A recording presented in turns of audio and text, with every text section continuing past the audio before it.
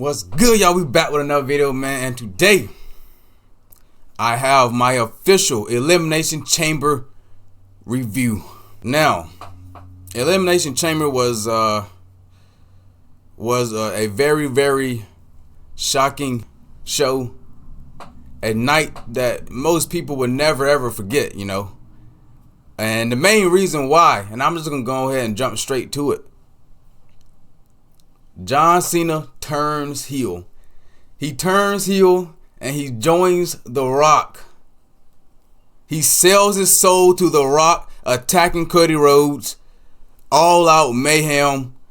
I didn't believe my eyes. I couldn't believe what the hell I was seeing. I had to jump out of my bed to see what the hell was going on, man. Because as soon as The Rock signaled to John Cena, and I seen Cena's face, I knew shit was about to go down. But we're going to get to that a little bit later on in this video. Elimination Chamber, in my opinion, was a pretty good show. Honestly, it was a damn good show, especially the way it ended. One minor issue I had with the show, the crowd could have been a lot better, in my opinion. The crowd could have been a lot better throughout the first, 4 matches. Could have been a lot better. Especially during the Sami Zayn and Kevin Owens match. Especially because they're both from Canada. But it is what it is. I felt like the crowd could have been a lot more hyped, a lot more louder than they was. But they eventually picked it up in the main event. And especially after the main event. But the first match of the night was the Women's Elimination Chamber match. And going into this, I predicted that Bianca Belair would win. But before the match even started, Jade Cargill makes her return, comes down, enters the chamber, and takes out Naomi, beats the ever-living hell out of Naomi, aka Bianca Belair's tag team partner. And the crowd is fired up, loving what they are seeing. And I'm thinking to myself, is Naomi the one who attacked Jade Cargill? It could have been Naomi, the way that Jade Cargill was whooping her ass. I'm thinking that Naomi took her out. Now we still don't know who really took out Jade Cargill. Not yet, but I mean, from last night, all indications saying it was Naomi. Now maybe it wasn't. Maybe Jade Cargill is framing Naomi. Maybe Jade Cargill didn't even really get attacked. Maybe she set this whole thing up. I don't know. But I really enjoyed the way that Jade Cargill made her return and took out Naomi. Naomi was unfit to compete. She couldn't even compete in the chamber. She got stretchered out. So, you know, it is what it is. But moving on though, it was a pretty solid chamber match. Honestly, I didn't really get to see the chamber match, but I seen bits and pieces of it, and I seen some highlights on YouTube. Bianca Belair did get the win. She did get the win, as I predicted. Now this leads us to potentially a Bianca Belair. I'm thinking a Bianca Belair versus Rhea Ripley match at WrestleMania. But we also have to worry about Io Sky, because after the match, Bianca Belair walks up the ramp, you know what I'm saying? Raises her hand, you know, in celebration of her victory. And then you see the Women's World Champion Rhea Ripley come out, staring Bianca Belair down. They have a little face-off. And then you see Io Sky come out, as Io Sky will be facing Rhea Ripley on Monday Night Raw for that championship. So all three of them are staring each other down. So this is a match. We could either get Bianca Belair versus Io Sky or Bianca Belair versus Rhea Ripley. In my opinion, I think you do Bianca Belair versus Rhea Ripley. Or you could do something like this, a triple threat match between Bianca Belair, Rhea Ripley, and Io Sky. You know what I'm saying? Maybe Io Sky and Rhea Ripley, their match ends in like a disqualification or count out victory, and they're both set for WrestleMania. They both, you know what I'm saying, going to be facing Bianca Belair in a triple threat match for Rhea Ripley's championship. You never know, but congratulations to Bianca Belair. And I'm very, very interested to see where this story goes between Jade Cargill and Naomi. But moving on to the second match of the night, which was tag team action. Trish Stratus and Tiffany Stratton taking on Nia Jax, Candice LeRae. You know what I'm saying? I didn't really pay attention to this match. I'm just going to keep it honest with you. But I predicted that Trish Stratus and Tiffany Stratton would win, and they did get the win.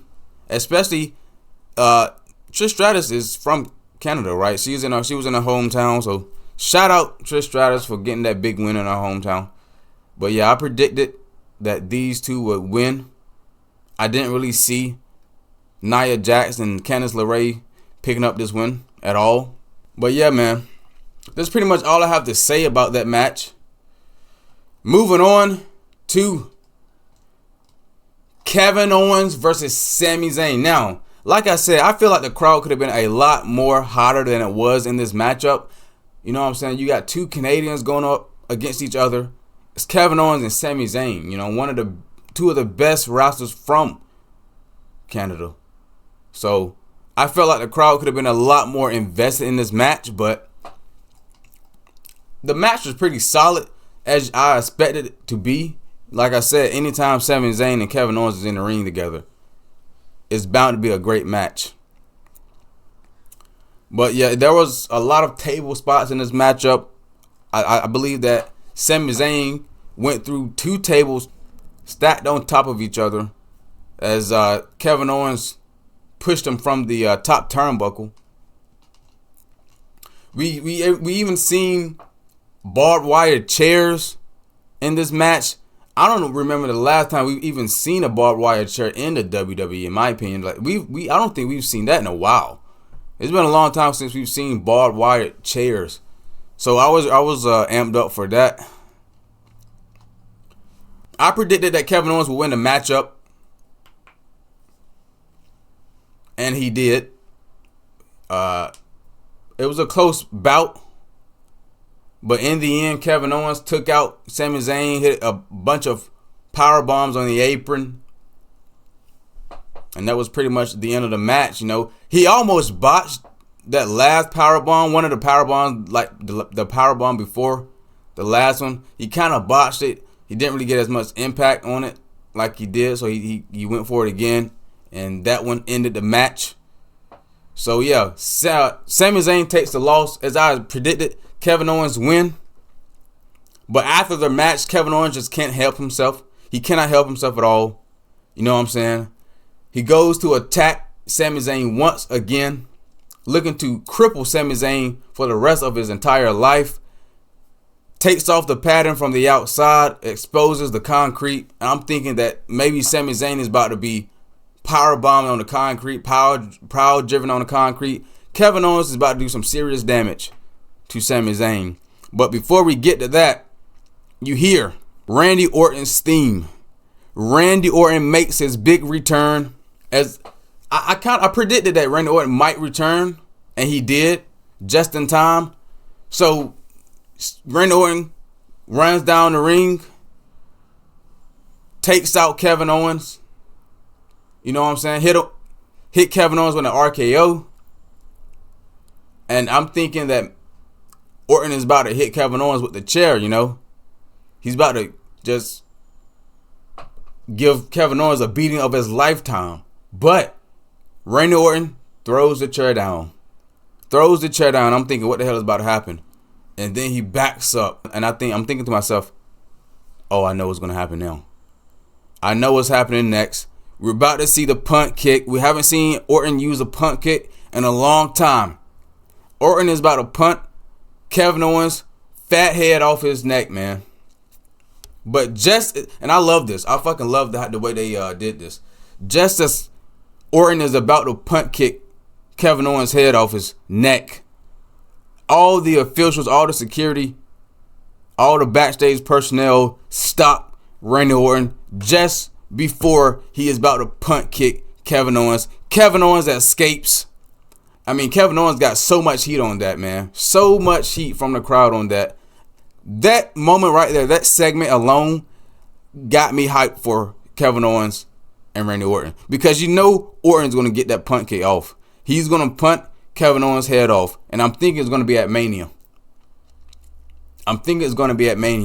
But they're setting up Randy Orton versus Kevin Owens at WrestleMania, as I expected.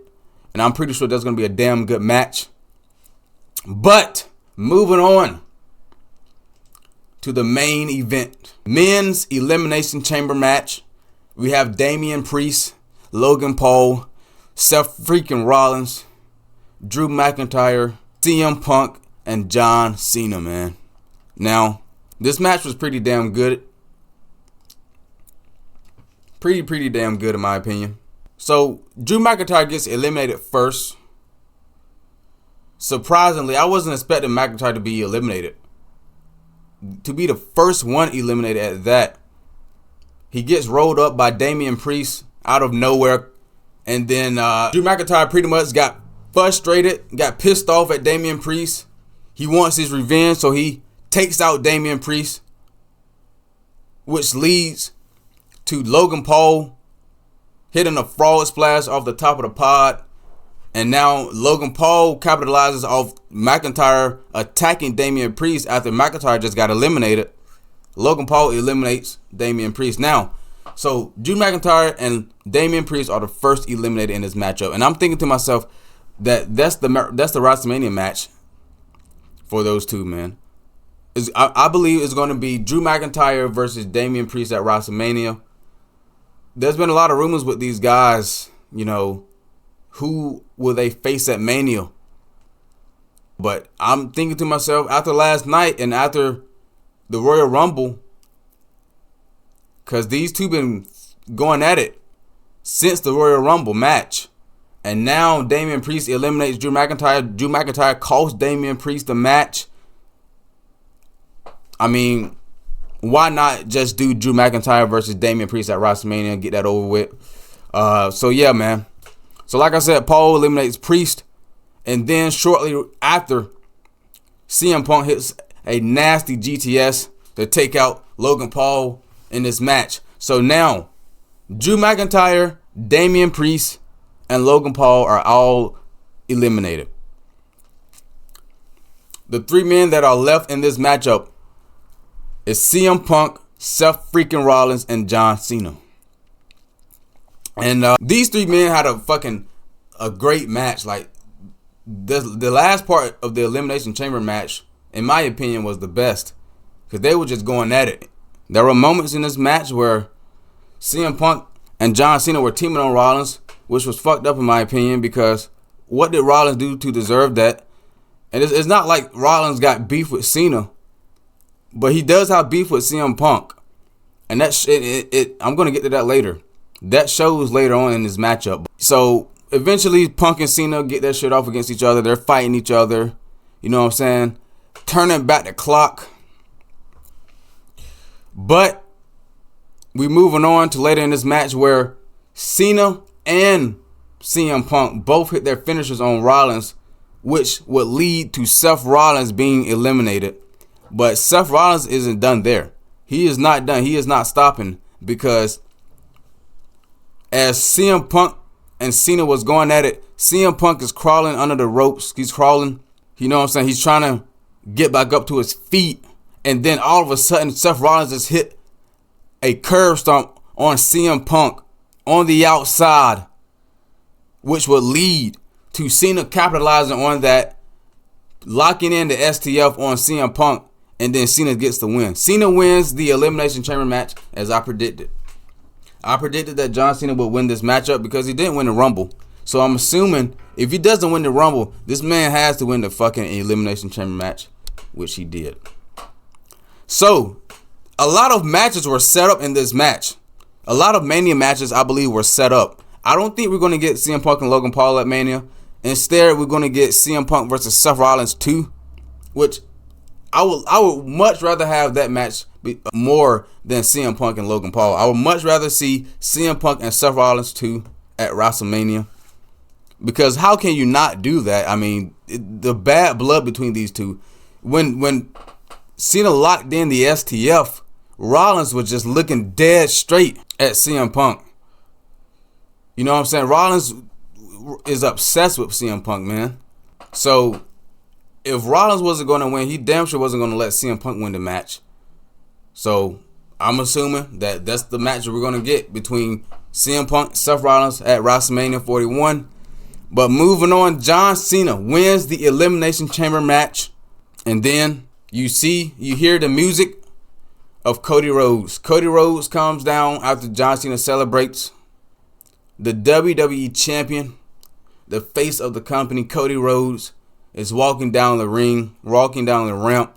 Him and John Cena having a little friendly stare off, a friendly face off, out of respect, just looking at each other. They know that they're going to be facing each other at WrestleMania. And then all of a sudden, The Rock comes down. So we're about to get the answer. We're about to get Cody Rhodes' answer. Is he going to sell his soul to The Rock? And we even got fucking Travis Scott down there. Travis Scott, why is this man Travis Scott even like, why was he even in this segment? I don't care. I don't really care. I'm not focusing on him. But The Rock and Travis Scott come down the ring, come down the ramp. So we're about to get Cody Rhodes' answer. The Rock wants Rhodes' soul. He even gifted Cody Rhodes a nice truck on SmackDown. The Rock wants Cody Rhodes to join him. But Cody Rhodes tells The Rock, he told The Rock to go fuck himself, man. A massive pop from the crowd. Huge pop from the crowd. John Cena is loving it. You know what I'm saying? Travis Scott is just sitting in the back for no reason. Doing nothing. So, boom. Cody Rhodes gives The Rock his answer. He declines The Rock's offer. The offer is no longer on the table. Then The Rock doesn't say a word.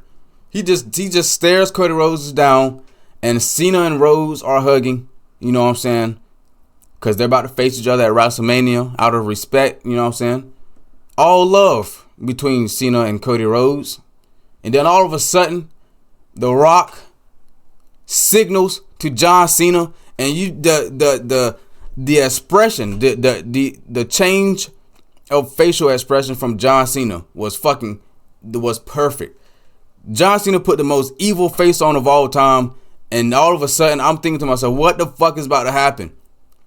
What the fuck is about to happen, man? John Cena low blows the ever-living hell out of Cody Rhodes. I don't know what the hell to say. I'm at a loss for fucking words, man. John Cena turns heel on Cody Rhodes. Takes out Cody Rhodes, man. And joins The Rock. Who would have ever thought that this would ever happen? John Cena turns on Cody Rhodes. Joins The Rock. And I mean, John Cena is beating the ever-living hell out of Cody Rhodes, man.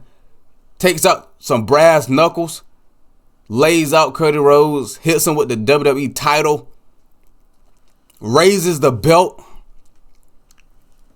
And then you get this shot of The Rock, John Cena, and Travis Scott standing over the lifeless body of Cody Rhodes.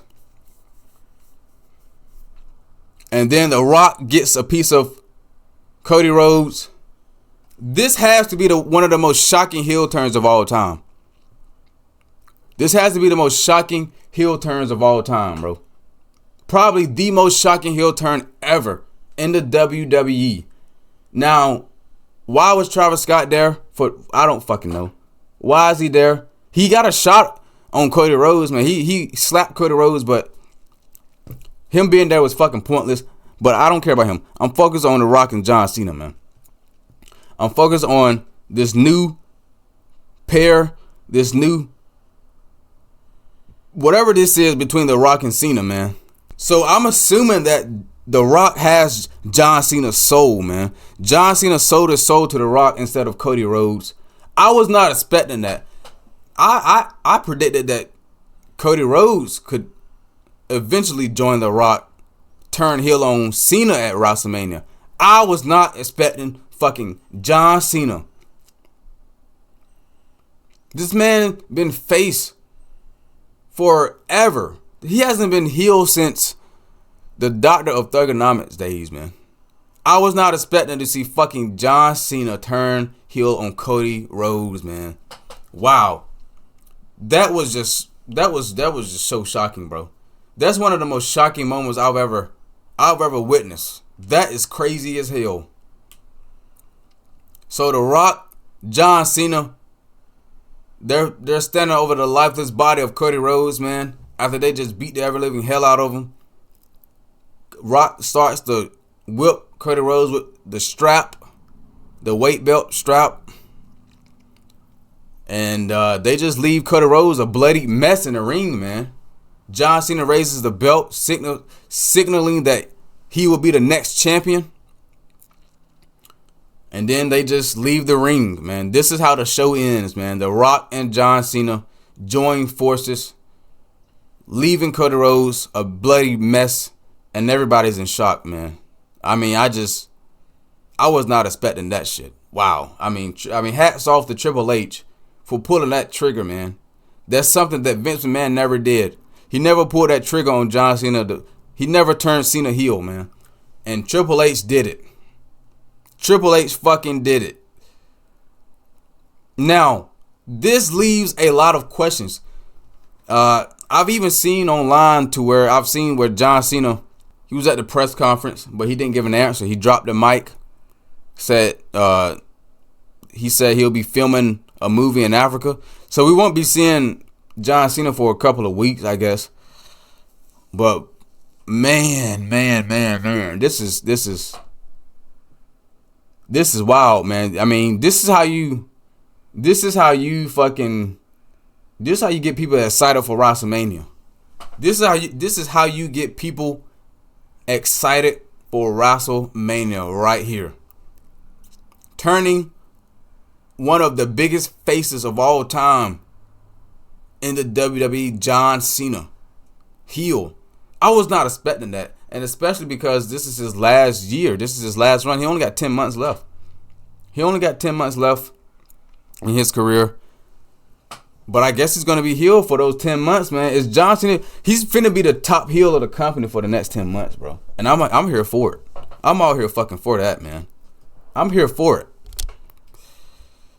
I think that maybe John Cena, this is his last run. Maybe Cena takes the belt from Cody Rhodes at Mania, man.